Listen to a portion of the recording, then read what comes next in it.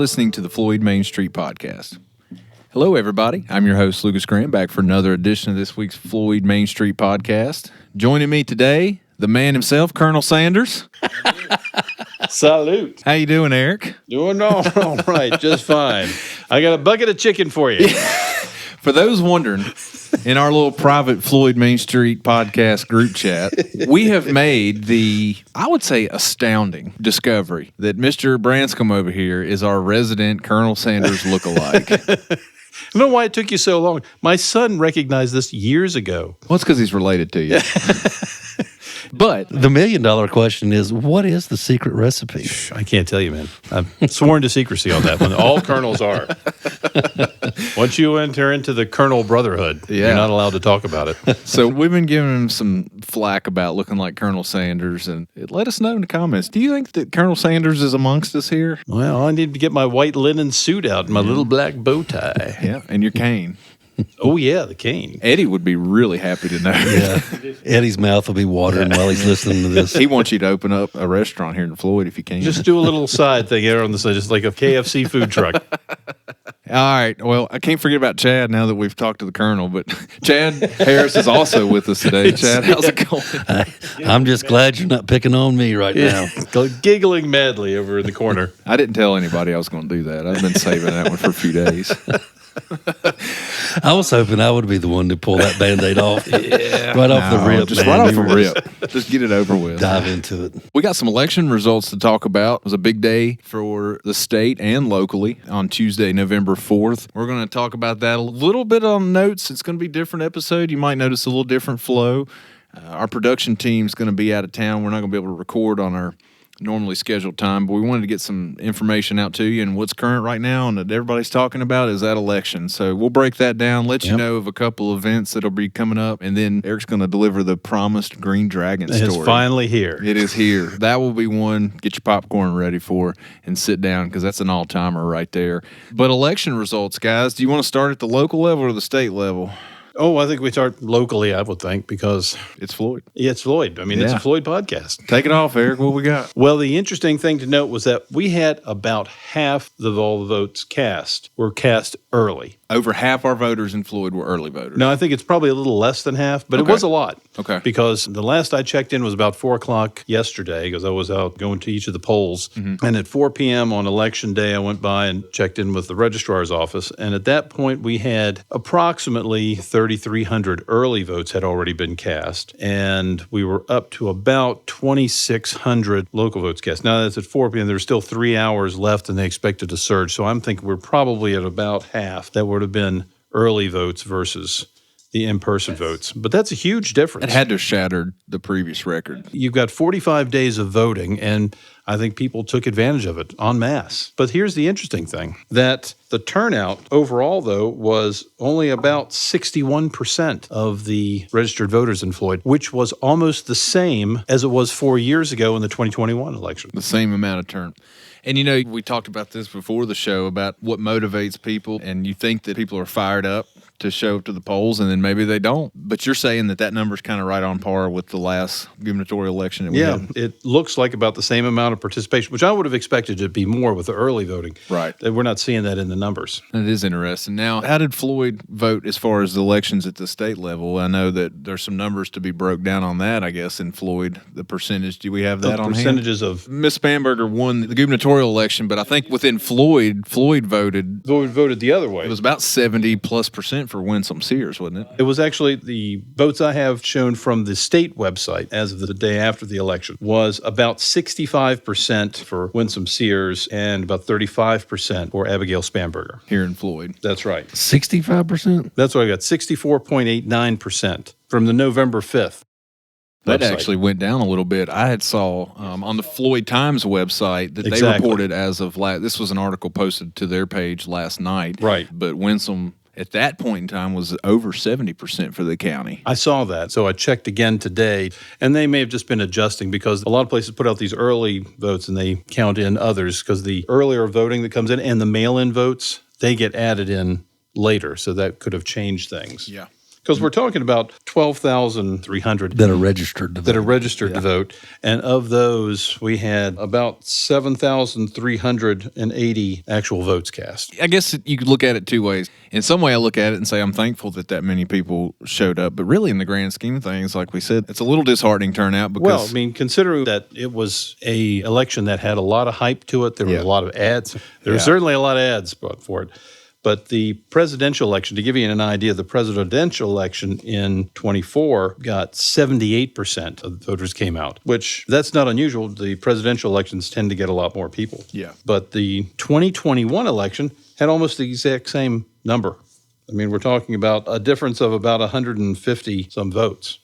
But that's also the difference between the registered voters from then and there. So it's almost exactly the same percentage. What was the percentage on that for the 2021 governor election results as far as the two candidates? It was also very similar. It was. I don't know if I wrote that down here, but it was about 5,000 and some for Youngkin and about 2,200 for his opponent, which was McAuliffe. So it was 65%, you think, turned that election off? That's right. So there wasn't a whole lot of difference. There had been some websites that were claiming that there was like a blue shift, and there may have been in some places. If there was in Floyd, it doesn't really look like it was that significant. It looks pretty steady. Yeah.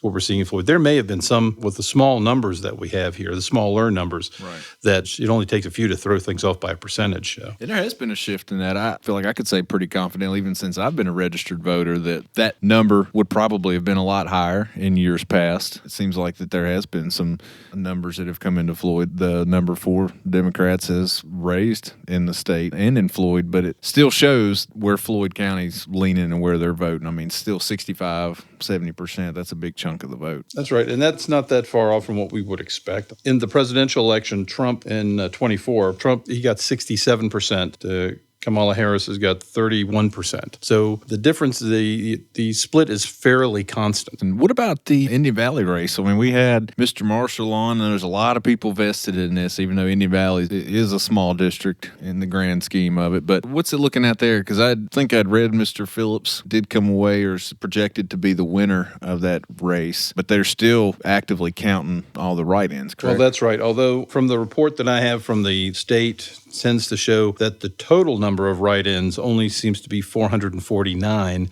whereas Mr. Phillips has 931 votes. So even if all of the write-in votes are counted, and there's always an issue with write-in votes. You just know right now that they're write-in votes. You don't know that they're for Darren Marshall because there are always a few people that write in someone like Donald Duck. So when you get that number, when they say X amount of write-in votes, that's just how the machine registered it as a write-in It just shows vote. as a write-in, and then it has to be counted.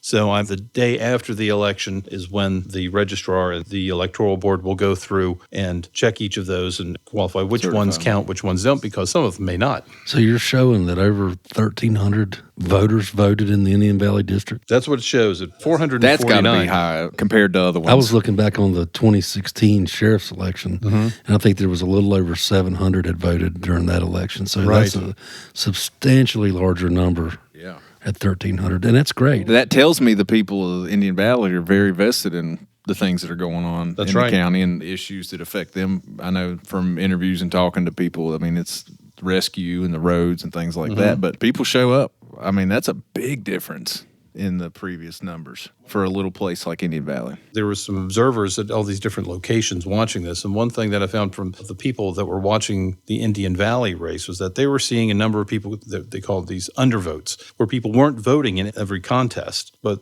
one thing that seemed to have people riled up in particular was the Attorney General's race, that there seemed to be more people were not voting in virtually nothing else but just that. Just leaving the rest of it blank. And talking about for this year's election results. For this year's, that's right. And do you have numbers on that as far as turnout? I don't. That was just the observers were saying there's no hard figures on that. I would imagine that has to do with the controversy that faced Mr. Jones. Then there's always going to be some people that just come in just to vote in the Board of Supervisors race. Yeah. There are going to be plenty of people that are just doing that and aren't for the others, or just for governor. Well, one thing locally that we haven't reported on is the town. There was That's an election in the Town town council. also for the town council. We had 2 seats open there. there. I believe there was 3 candidates for that. Is that right? There was. Yep. That's right. So we had 3 candidates, Bruce Turner, Chris Bond, and Lisa Thompson, vying for 2 seats on the town council. Bruce Turner got 138 votes for 41% of the votes cast.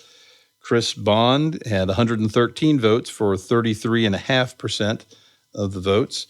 And Lisa Thompson had 84 votes for 25% of the votes cast. So Bruce Turner and Chris Bond will be returning to the town council. And the mayor, he ran unopposed. He did. And then we got Board of Supervisors, Mr. Booth ran. He was unopposed. Correct. And then we had some school board elections. That's I don't know right. that anybody ran opposed, did they? No, Deborah Snellings and Gene Bishop from Indian Valley were both running.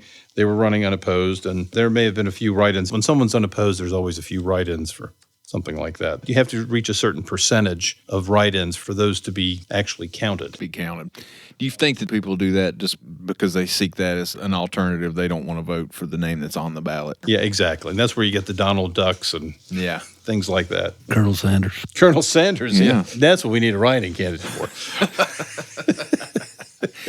What else about this election? Do you have anything else? You got a lot of paper over there. Well, if we were going to go down how the county voted and everything, Yeah, let's do that. We already talked about how it went in the governor's race. In the lieutenant governor's race, John Reed got 65% of the vote, and Ghazala Hashmi got 34.33% of the vote. In the attorney general's race, Jason Myers, the Republican, got 67% of the vote, and Jay Jones, the Democrat, got 32.5% of that vote. So Floyd, across the board at the state level, voted complete opposite of. Yeah, very heavily Republican in Yeah. Floyd.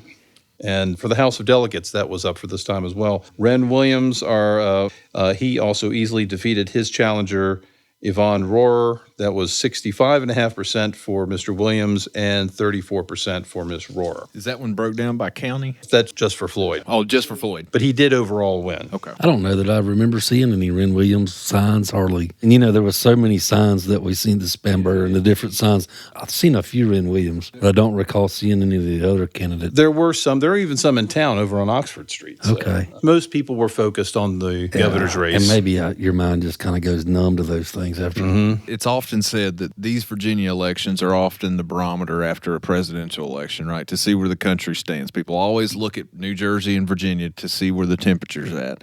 Do you think that also, a case for that could also be made at a local level? Because at a local level, we're seeing pretty consistent patterns, not any shifts, which if it begins to shift at the state or the national level and we're staying consistent here in Floyd, does that say anything? Or is it just a fact of the matter that people of Floyd are set in their ways and they know how they're going to vote? I think that pretty much they know where they are with things. I mean, the tradition is in Virginia politics is that Virginia generally punishes whoever's in the White House, whichever party has the White House. So after a presidential election, the opposite party tends to surge in Virginia. So after Biden was elected, that's when you had the Youngkin go in and a surge in the Republican. And then you can go back, that goes back ways. I don't know if it's 100% accurate, but that is the tendency. Yeah, that seems about right when you break it down, at least for the last several elections. But Tyson over here, he doesn't seem to agree. Politics bores him. Courthouse He is Dog has snoring. had an exhausting day, going back and forth to the registrar's office and checking votes. So if you catch him snoring, just know he's had a hard day, y'all. Anything else with the elections while we're still on that topic? No, I'd say that it all appeared to be going pretty smoothly. One of the things that I do, and I know that the sheriff does as well, is go to each of the different locations. Everything seemed to be quiet and under control. Indian Valley was the liveliest, and I think that Chad was down there as well. But the trick with Indian Valley was that it's kind of compact, and anybody that went there to vote had problems finding places to park just to get in there. And the amount of signs that were put out was hilarious. Everywhere. Oh, yeah. It was like just a hill of signs as you rolled in. But they had a teacher work day that day as well. And so I think that caused some issues. And I think the election crew had kind of asked if they would move their cars to free up some more parking for the people coming in to vote. But it was busy. I stayed there for probably a little over an hour, and a lot of foot traffic in and out, people coming in and voting. From sheriff's office side, was any reports of any issues or people getting into it, any of the polls, any issues at the polls? No one at any of the polls told me about any problems. Good deal. Well, look, There's also something else I want to talk about. Since we talked about politics long enough, we'll keep something to do with the high school that our production team showed us. And I thought this was really cool. Wanted to announce it because for all the parents here who got kids in the high school, the Automotive Technology Program at Floyd County High School has officially received ASE Training Program accreditation by the ASE Educational Foundation, which is pretty huge for our school because auto mechanics is a big program. We have a lot of kids go through it. And ASE certification in the auto mechanics world, I mean, that's it. That's the equivalent of taking the bar, before to practice law. I mean, you have to be ASE certified to be legit. And so to be with that service and offer it to our students that they can get a head start in their certifications at the high school level, that's pretty big. I mean, that's awesome for the county and it's awesome for the high school. So that was a pretty cool announcement by them. I think is newsworthy in Floyd. Oh, yeah. Well, I understand that the sheriff's office had an announcement in the past few days about some extra services that were offered. Yeah, we launched the Emergency Medical Dispatching Program in Floyd. So previously, the way it worked is if you needed 911 and you called 911, the dispatcher would answer the phone, and then they would send an ambulance to you. But that was the end of it. You were kind of at the mercy of however long it took the crew to get there. But now dispatchers are able to give limited medical instruction to kind of help triage patients until an ambulance can get there. Because look, the people that live out in the valley, that live far out there, it takes the ambulance, even running lights and sirens, it takes them a minute to get there. So what that allows is for when somebody calls in and says, help, my husband just fell down in the floor, I think he's having a heart attack. Well, we can immediately help that person conduct CPR until the ambulance can get there. Or if delivery is imminent and a pregnant mother calls in, she knows she's not going to make it to the hospital, then we can walk her through the delivery process. It adds a lot more capabilities for dispatchers to be able to help people, and it gets people more help until the actual ambulance gets there instead of just having to sit and wait. Yeah, and it also puts that information in front of them as they're taking the call so that they can see the questions that they need to be asking and not have to rely on prior experience. Or I mean, we're humans. There's human error involved in things. Calls come in sometimes that maybe they didn't collect the proper information prior to getting that out to fire, rescue, or police. And so now that kind of helps alleviate some of that too. And there's a lot of training that goes into it, a lot of certifications. Anytime you're giving medical advice, you're probably jumping into a big old legal issue if it's not done the right way. But that's why those programs exist. They say, look, you use our program, you take our training, you get certified through us, then we will back you legally. As long as you're following the program, it's okay. We're here to help. This program is here to help. And so it has alleviated a lot because it pulls the information up. It tells you word for word how to instruct the caller, how to apply a tourniquet, if they've cut a limb off or a finger off in the kitchen making dinner. There's a lot of different things that it allows dispatch to be able to do to provide better care for citizens. I would say for anybody listening, if you have to call 911, the differences that you're going to notice is they're going to be asking you a lot more questions. They're going to be playing 21 questions for you. But while that dispatcher's talking to you, there's going to be another one working in the background to get the ambulance going to you. So don't think that just because they're asking you more questions that's delaying the response or it's going to take the ambulance longer to get to you. And that's not the case. We got two dispatchers working in synchronization with each other to make it happen. So that's a really, really good thing for Floyd. I appreciate you bringing it up. Well, I saw that on Facebook and I thought, we ought to talk about it here. Get the word out on it. We want to make sure the program got up and running. I didn't want you to keep it a secret too much. Yeah, no. We'll let everybody know about it. Needs to be talked about on our little podcast, doesn't it? Yeah. Well, here and there. Yeah, we talk about it on the little podcast. It is a cool thing. If you want to know more about it, you can reach out to the sheriff's office. There's a Facebook press release on it. Breaks it down in a little more detail, but just a really cool thing for our citizens, and I have no doubt that it's going to save some lives. Is that your baby, putting that together? The state required it. I went around to different sheriff's offices. I went to Tazewell County that uses the same system that we use to log information in. It's called CAD. So I wanted to find places that use the same stuff that we use to find out which EMD program was going to be the best for Floyd. I tried to go with one that would allow us to get help to the patient as quick as possible. Some of these programs wanted you to do all this stuff beforehand and then dispatch an ambulance. If you live in the city where there's a 5-minute response time, that's fine because those ambulance crews need to know all that information because by the time you get it, they're going to be on scene. A rural place, such as Floyd, time is the most imperative thing. Getting the ambulance started is the most important thing. And then when the ambulance is on the road on the way to you, then we can give you the rest of the information. So having a program that allows us to just get the basics, get it pushed out, get the ambulance on the road, and then worry about the rest, I think it's going to be exactly what we need. If I remember correctly, Dustin Thomas had spoke at one of the previous supervisors meetings, and he had touched briefly on response times. And I believe that average time is about 18 minutes, if I remember correctly. So you think about it, 18-minute response time. You call and your spouse or your loved one has fallen in the floor and they're having a heart attack right there. 18 minutes for the ambulance to get there. That person, your loved one's fate has already been determined at that point. But if dispatch is able to walk you how to do chest compressions to keep that blood flowing and potentially save that life until they can get there, Right. It's a number of things. You cut an artery in the kitchen and you could bleed out long before an ambulance could get there. But if our dispatch can tell them how to stop the bleeding or even equipped for things like a vehicle that's submerged in water. Instruct people how to kick windows out to get out and escape. And it covers, I won't say every scenario because you never know what situation's going to pop up. But about Bigfoot, what to do if Bigfoot arrives? Run. We just put a headset on them and push them right on in there. Give them an I Blame Chad shirt. Yeah, that's right.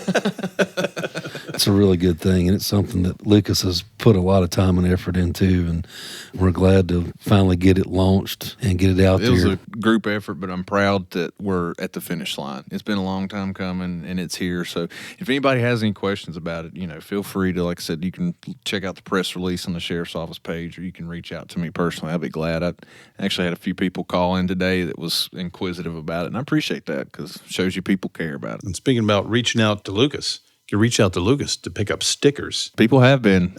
I didn't know that there was a post made. I told Chad I didn't know there was a post made on Facebook about these stickers, and I'm getting messages on my private Facebook page. But hey, man, save me a sticker, and I'm like, oh, okay, all right. Then I see the post, and I'm like, okay, I get it. But yes, we do have stickers. Yeah, Chad. You can come by the Safe Surfing Plaza and pop in during business hours and pick you up a sticker. Safe Surfing located here at the Village Green. But those in the know it as Safe Surfing Plaza right here in downtown Floyd. Yeah, Safe Surfing Plaza. We're on the back side of the commissioner's office. And the treasurer's office. Dental offices around the other corner. We're smack dab right in between. But come on by. It's the heart of everything. Yeah, come on by, get you a sticker. We've got them available. Or if you see any of us out, I try to keep some on me in the car. So if you see any of us out, ask us for it. There might be some more stuff in the works. Who knows? Yeah, kind of like the Green Dragon. We'll leave you with a cliffhanger on that one. Before we talk about the Green Dragon, though, we got a couple events to knock out. Roanoke Rescue Mission reached out to us, and there's also some stuff with the rec department I want to hit on. But I'm going to let Chad take that one away, whatever one he wants to talk about first. Yeah, that's right. So the rescue mission reached out and requested that we had put this out on our podcast. They're hoping to collect some donations for their donation drive in Floyd. And they're a local rescue mission in Roanoke, and they're running this mission until the 28th of November, which is a Friday. Some of the items that they're requesting for donation are coats, gloves, handbags, blankets, pants, shirts, sweatshirts, and new unopened packages of diapers. Both adult and infants are greatly appreciated. These will be delivered by the Rescue Mission of Roanoke, and they're hoping to help those individuals and families in our community that are in need. Donation boxes are located at the Floyd Primary Care, Wheels Ridge Hardware Store. So you don't have to go all the way to Roanoke to make that donation. You can just go to Wheels Ridge. Where was the other one? Yeah, you can make those two drop-offs at the Floyd Primary Care in Floyd or Wheels Ridge at the hardware store. That's pretty cool. And I think it's pretty neat. That tells me that their scope of operation is much bigger than I thought, because I thought they just served as a homeless shelter for people down in Roanoke, but it sounds like they're doing some outreach stuff too in the community. So good for them. What else we got? I know there's some rec department stuff that they had asked us to talk about. They sent you, didn't they? Yeah, they had also reached out. Of course, if you're hearing this, the Veterans Parade would have been last Sunday. We reported on that last week, but they wanted to make sure that we touched on the Floyd County Small Town Christmas Parade, and that's on Saturday, November 30th at 3 p.m.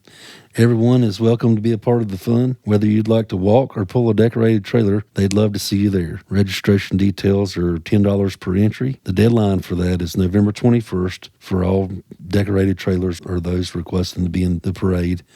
Registration online is highly recommended, and you can register online. The direct link is available on the Floyd County Parks and Recreation Facebook page, or you can visit their website.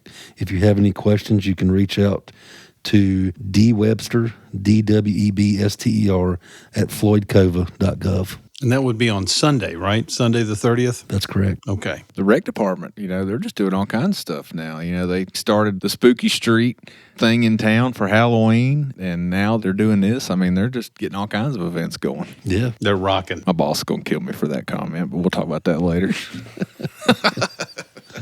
Better you than me. If only the sheriff's office would do something as entertaining. Hey, we mentioned it last week. You might see an FMP float in the Christmas parade. Ain't no might. It's happening. We doing it. We're All doing right. it. So we done got the banners. we do have the banners. Okay. Well, I didn't know if we were telling people that we were officially doing We're it. doing it. Okay. So if you're coming to the Christmas parade, look out. And Tyson's going to be in costume. Ooh. And we've also been advised that we can hand out candy. I heard that. Yeah. So you're going to be throwing candy at I'm people. going to be throwing candy. Yeah. Eric will be throwing fried chicken. Fried chicken. And That's right. I'm not sure about Lucas yet, but we'll figure it out. I have to come up with some kind of moniker. What can I give away? I don't know, but that will be a good time. What else is going to be a good time is to finally hear about this Green Dragon story in this week's True Crime segment. Well, the semi-legendary Green Dragon of Floyd. I cannot wait to hear this. We really need to have like harp music play. So if we cast your mind back in time, Yeah. Take your mind back to back brisket. to a simpler time. So who's the Green Dragon, Eric? The Green Dragon is a young man by the name of Adam Scott Kroll. And this was on October 6th of 2018 at about 9:45. So what happened was that a call came into the sheriff's office saying that there were 4 vehicles going along Route 8 from Montgomery. So this was a call that started in Montgomery. There were 4 vehicles, and one of them, a motorcycle, were going down Route 8 and racing, passing each other and racing as they went along. The shift at the time that Sergeant King was in charge of responded to that, and I think it was Floyd Harmon was one of the deputies, and he went out there and he determined that he found the vehicles, but when he saw them, they were not racing. So there was not an issue then. Todd King, the sergeant over the shift, was in the parking lot of the courthouse, sitting in the back, monitoring that on the radio and deciding whether or not he needed to go to that. Sounded like things were under control when the Green Dragon made his first appearance. So cut right in front of him, cut across a vehicle that was going along Route 8 towards Christiansburg. The Green Dragon was coming from Christiansburg on Route 8 and turned in sharply. And when I say the Green Dragon, this was a green motorcycle. Let me see if I can find the exact phrase as it's described here. He was a green motorcycle, and the man was wearing a white helmet and a green jumpsuit with wings attached to the back. And he was also wearing dark-colored boots.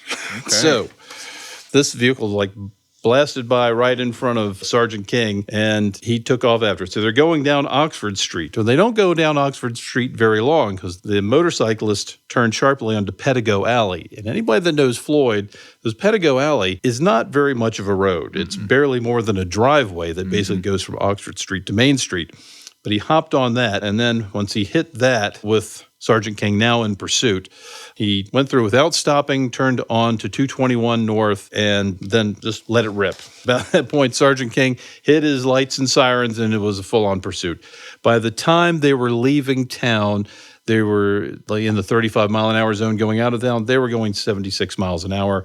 And by the time they hit the outer limits of town, when you're talking about where the vet's office is, et cetera, going north, they were up to about 90 miles an hour. So it was a flying dragon. It was. In fact, I talked with Sergeant King afterwards, and he talked about the wings on that costume just beating away like in the wind. like a little bee, just buzzing along. It's like he's flapping furiously in the wind as he's flying north. I can just see him describing it, too. For some reason, I have the Reading Rainbow theme song going in my head as Eric's talking about this pursuit.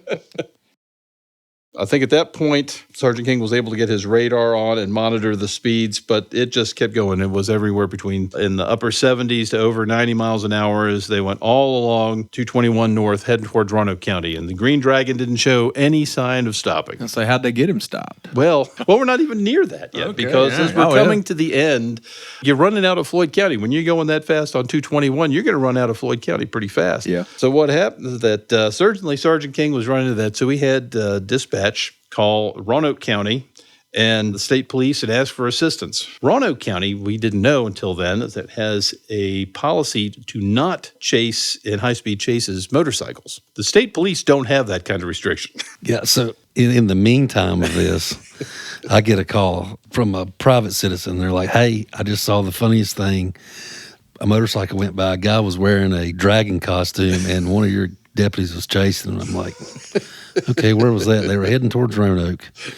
So I called dispatch, and I'm like, hey, what's going on? Where's the deputy at? Oh, he's in Salem. They're going through Salem now. And I'm like, is there other units involved? Yeah, the state police, whoever's picked it up. I said, let's go ahead and tell our guy to come on back to Floyd. Come on home. I think he's chased him far enough. Wow. So state police got him, huh? State police got him. Before they got there, there's a part I forgot. They're going north on 221. Now, there was a point that they slowed down. Around Stonewall, they hit a fog bank. So the Green Dragon slowed down to about 65. But you couldn't see, according to Sergeant King, you couldn't hardly see 10 feet in front of you. So you went for a while there, and they're both speeding along blindly north. And they cleared the fog bank, and then of course, the Dragon lets it rip, and they're just tearing up north. He gets out of Floyd, and Benton Mountain, the state police take over the chase. As the Sergeant King stayed in pursuit, maintaining a solid pursuit. The state police joined behind, and then he took over as the lead car, this Trooper Turner with the state police. And then they're just going down the mountain. And if you know about going down Benton Mountain, back and forth, like a slalom, they're going down the mountain.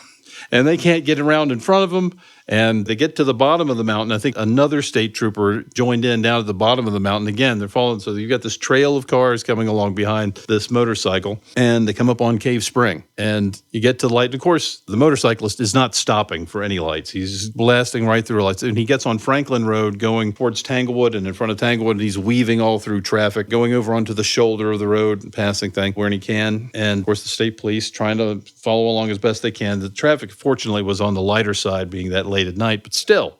And then he gets up on 581. Then he tears off down 581, going through the length of Roanoke. And at this point, the state police were contacting Roanoke City. And you can guess what their response was. They weren't interested. If the county's policy is against it, the city's will be too, I'm sure. That's right. They just kind of sat out of that one. So the state police took it on in force. And I think they were up to 3 troopers by this point, with Todd King following along behind. I think he got the recall somewhere along in there. And anyway, he goes all the way at 581, still managed to stay ahead of these state troopers, and takes the turnoff onto 81 South and is weaving through traffic on that. Apparently past the tractor trailer on the shoulder of the road. The state police were trying to get around this thing. He gets some distance there. And finally, let me see if I can find it here in the report. I think he got off maybe at around the 114, didn't he? No, it was around 140. So he gets off at Dixie Caverns, okay, yeah. And they're chasing him into Shawsville and Elliston in that area. I think that's when he manages to make his great escape. Right. The motorcycle went through a median going the wrong way into traffic and made a U-turn and headed back towards Salem. And it was that point the troopers lost sight of the motorcycle. A citizen, though, called in and stated that the motorcycle was on Brake Road and had turned its lights off. So the troopers then went down Brake Road. Trooper Blevins spotted a male subject pop out on Brake Road. He said he had a helmet on, and his story wasn't adding up. He did not have the Dragon outfit on. When they spotted him, he was walking along with his helmet on and boots, but the green outfit with the wings and everything was all gone. But the trooper was suspicious because even though he didn't have the green outfit on, he had little balls of green fuzz all over his clothes. Go figure. Sure enough, they found the motorcycle behind a building 50 yards from the road. At that point, Mr. Kroll was read his rights. And isn't it, in my understanding, too, that this wasn't even his motorcycle, right? That's right. He was, apparently, he'd asked someone if he could take it for a test ride. Yeah. It was for sale. Yeah. Oh, wow. At the end of the day, that was his thing. He just took it for a joyride. Just took it for a little ride. How would you like to get that call, though? You know, you got something for sale, and it ends up in a pursuit 3 counties. Well, looping all the way around back to Montgomery, where apparently it started. What's funny is to end up on a dead-end road. With fuzz on you. Covered in green fuzz. A lot of people, from my experience in Montgomery County, pursuits that end up in Shawsville, they always turn on Brake Road. It's hilarious because Brake Road's a dead-end road. How many pursuits I can tell you have ended on Brake Road because of that. They just running down 460 and they see a road that they can turn on thinking that they're going to get away, and it's a dead-end road. What ended up being the outcome of that? Well, Eric? Mr. Kroll was charged with felony eluding, but one of the things going on with Mr. Kroll, and he didn't have very much trouble with the law, but he did have some driving issues. He didn't have a very good driving record. But he was only 19 years old, as it turned out, and he was also in the process of joining the Marines. So in our office, we had contact with his recruiter and a number of assurances on how the Marines would treat him. And we took the opportunity at that time to make sure that he went into the Marines, but they needed for his cases to be finished. So he was convicted of 2 misdemeanor eluding charges and misdemeanor driving charges. And then he entered into service with the Marines. Did he ever mention, wear the costume, why he was wearing That's it? always a question. I have never heard a good answer for that. That's a mystery that still is yet to be solved. Why was he wearing the Green Dragon outfit? Why not? If you're going to run from the police, might as well go out in fashion, Might right? do it with wings. It matched the motorcycle. I guess that's all there is to it. Yeah. I think that's why they like the true crime, is because they hear stories that they just can't believe it. Those types of things happen occasionally, too, on the marketplace or your Craigslist hookups where somebody's got something for sale. Do you remember the vehicle out here in the courthouse parking lot? I don't know, it's been a number of years back, and they had agreed upon, guy wanted to look at his vehicle for sale, and he pulls in like a BMW or something. He gets out, gets in this guy's truck, test drive it, and then he takes off and never returns. Turns out the vehicle he was in was stolen, and he steals this guy's truck.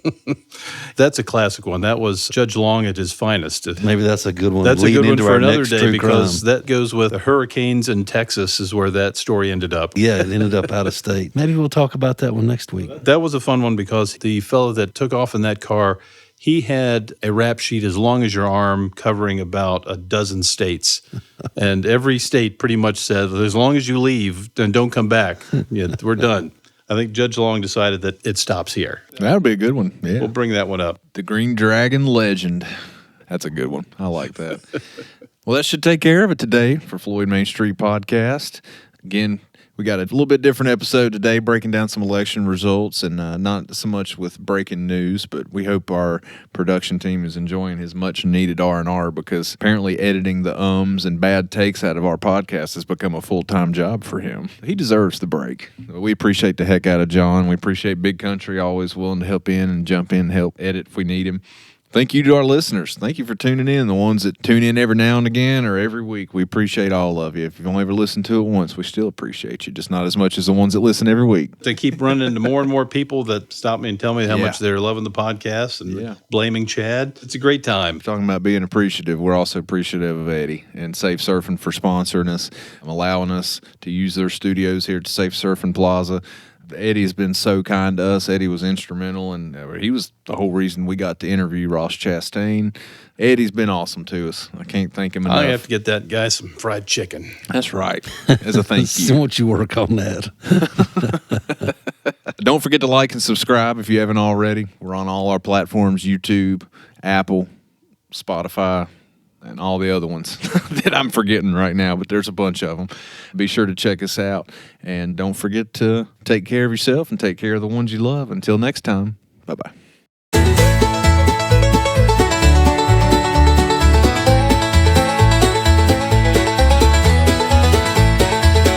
From the hollers and the hills where Appalachia shines, a little place called Floyd, where a friend of yours is a friend of mine.